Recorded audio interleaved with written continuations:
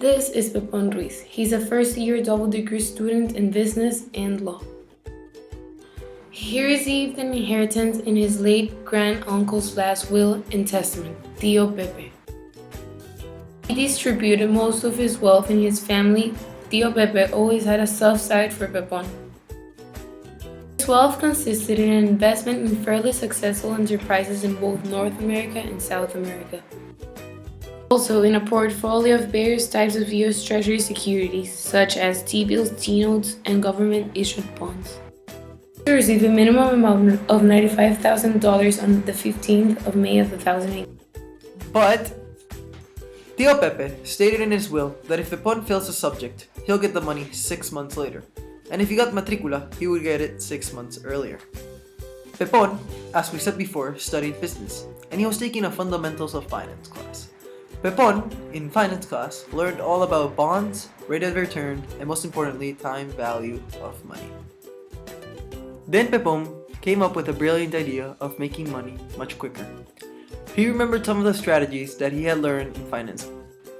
Pepon can either buy low and sell high, which is the long way, or he could either sell high and buy low, which is the short way, with US Treasury strips. With US Treasury strips, he can have a zero coupon bond with basically no risk at all. Plus, it can be easily sold and bought. Pepon really wanted to help his parents and siblings financially.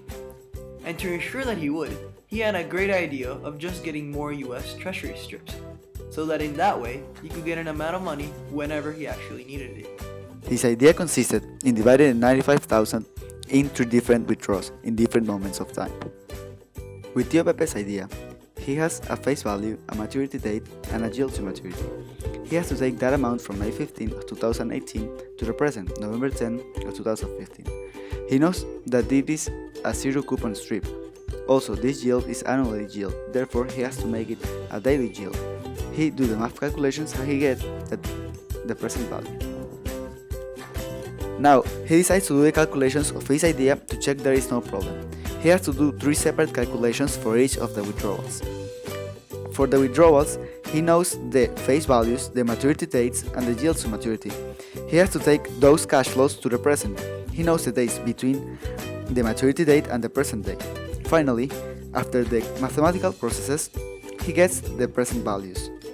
Now, he sums all the present values he gets from the 3 withdrawals and gets a total present value. He sees a small difference between the 2 present values. He does the calculations and gets a remainder of $945.77. What will he do with the remainder?